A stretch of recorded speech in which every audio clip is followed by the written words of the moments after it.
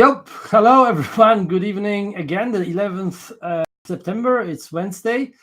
So actually the same day like the last time as I recorded my last video. It was so late last time, so I already went into the 11th. First of all, welcome everyone who is joining, everyone who will watch this video. Thank you for your attention, and even if you're few at the moment, but I hope that you will get more. Today, I promised this already a couple of videos ago, as I was recording another video about objection handling. So the last time I was talking about objection handling, I was sharing with you the principles about deflection and then transitioning into questioning and leading the conversation as the conversation via questioning the customer. And today I will give you some examples for two important objections, which I came across a lot of times, many times during my conversations with prospects, which are I have no time, and another one is actually we already collaborate with another partner, and so this is how prospects usually or very often do try to get rid of us and to try to finish the call. Actually the first objection, which I have been mentioning just right now, which is I have no time. This is something which you will rarely come across when you use the introduction, which I have made another video about. You will just look up around, find my video about the best practice introduction, and it goes like, "Hello, can I get straight to the point to not waste your time?" And then we let the prospect speak. Yes, of course. We would like to collaborate, but only if it's a benefit for your company. In regards to that, I would like to ask you one single question. Would it be okay to ask? And if you come across this way, which if you start your conversation this way, you are already addressing the unexpressed objection of no time. And you just say that, can I get straight to the point to not waste your time, which is signaling and to the prospect that you will be short and to the point and you will not waste his time. So actually during the whole conversation, there are very rare cases where the prospect is still telling you that he has no time, or what is this questioning about. This is something which is coming across a couple of times, instead of saying I have no time. The prospect is something saying, okay, you are asking so many questions, or you are asking questions, what is this all about? What do you intend to do? And in this type of situations, you can address this hidden objection, which is I have no time. How long will it take for me to speak with you? You can just say, okay, I'm just curious. I have general questions. This is just for my general understanding. Not the general questions, but this is just for my general understanding of your, for example, IT infrastructure, or for my general understanding of your logistic procedures, or for my general understanding of your retail processes, or something like that. Because why you can use this wording, this phrasing, general is actually a magic word. When you look it up, you can look it up in YouTube. You see other sales guys who are dealing with this type of conversations, and they have education in the psychological background. You will see that there are some of them who are just explaining that if you ask someone to answer a general question, or if you ask someone to answer a question for your general understanding, the word general creates something like it's softening the mood.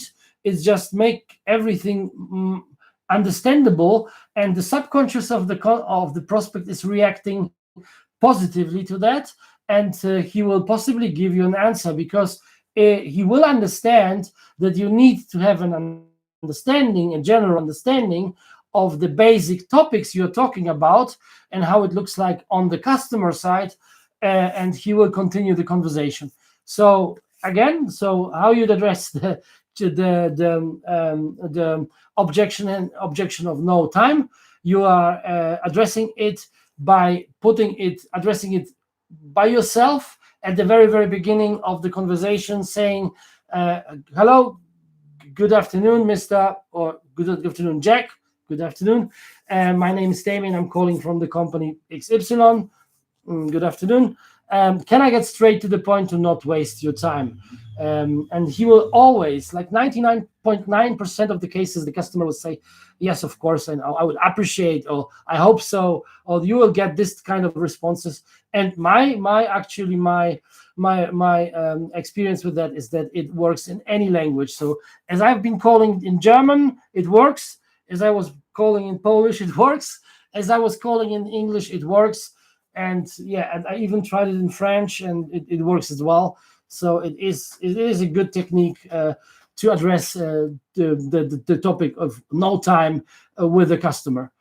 Okay, let's say the conversation develops and we are moving on, but at some point the customer just wants to get off the call, and he didn't create this relationship with you. Need to create this bonding, this very first bonding on the phone, in order to open himself and to reveal the needs and the challenges every company is having. Actually, every company is having some challenges in regards to many different topics.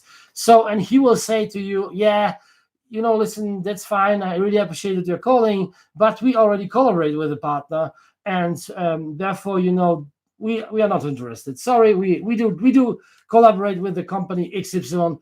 Oh, he doesn't mention the company. He just say, we already have someone who is supporting us there. Thank you. And in England, it's very quick. Like he's saying, okay. So in the UK, on the UK market, he will say something like, okay, thank you very much for I appreciate your call, but we have already someone who's supporting us. Thank you. And you instantly need to react, because he will put down the phone. So if you don't react in this moment, after he said thank you, you are done. It's actually, like many times happened to me. So what you can say, again, I remind you of this principle of deflection. So you actually try to deflect the energy. What the customer is expecting is that you will contradict him, that you for some reason you will just say no, but yes, don't wait, or something which he's expecting resistance.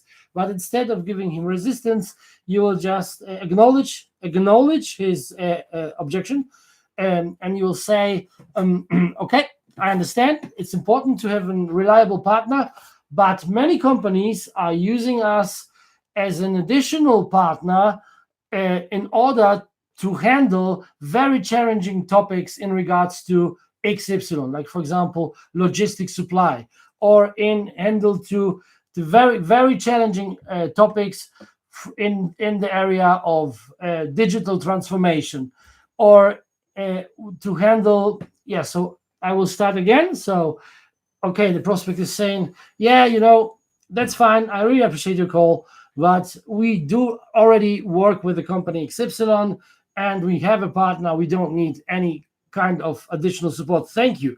Instantly, you have to say, okay, all right, I understand, and I understand it's really to have a reliable partner. You can say this, but you don't need it, because when you say, okay, I understand, this is already the part of the technique where you deflect the customer's objection, and you just like let the bad energy pass instead of contradicting him. So you just say, okay, I understand. Many companies are using us as an additional partner for the very challenging topics which they need to address.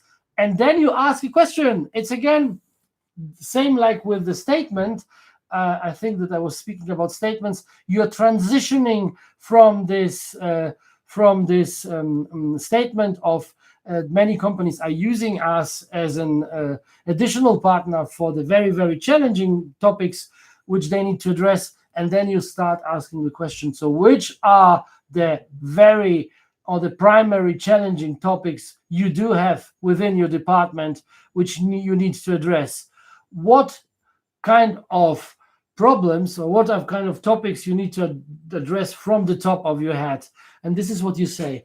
And then you are suddenly leading the conversation again, because you are putting into place, into the play a question. And we are naturally wired to answer to questions and not instantly to give you a statement. So sometimes if you have a very resilient customer, he will start to argue with you. Then you will quite quickly find out if this is a no customer, because he will give you like 2, 3, maybe 4 objections. But if this is a no yes customer, who just didn't find this connection to you, he will answer this question and we say, yeah, you have a chance that he will explain you that the main challenge currently, like, I don't know, how to speed up shipments to Vietnam or something like that, if you call it logistic company, or how you streamline your invoicing procedure within their HR department. It's just like crazy stuff which I'm thinking about for the moment, but this is actually what can kind of come across, like, depending on which department are you calling. So, and he will come with an explanation, and maybe it will be shy at the beginning, because this is what I experienced very many times, that the first expression of the need and the first problem expression the customer is giving to you is still shy, and like he didn't came out fully. He don't trust you like 100%, but you can catch up on that and continue the conversation. So thank you very much for joining this video. Thank you very much for the attention. We handled 2 objections, very, very important. I came across these objections many times. I have no time. And also, we already have a partner. We collaborate with the company XY, and we don't need any additional support. Thank you very much. I leave it there. Damien speaking from Wimbledon. Have a great time, and see you soon in another video. Goodbye. Cheers. Oh, if you like this video, please click the like button so I know that you like the content. Yeah. So I have some haters now. So these are my new true fans. And so they say I have 2 less views, and they are right. So please, tell your friends, tell your family, this crazy guy is teaching like outbound calling, and it's perfectly fine, and it's good content. Thank you. See you soon. Bye.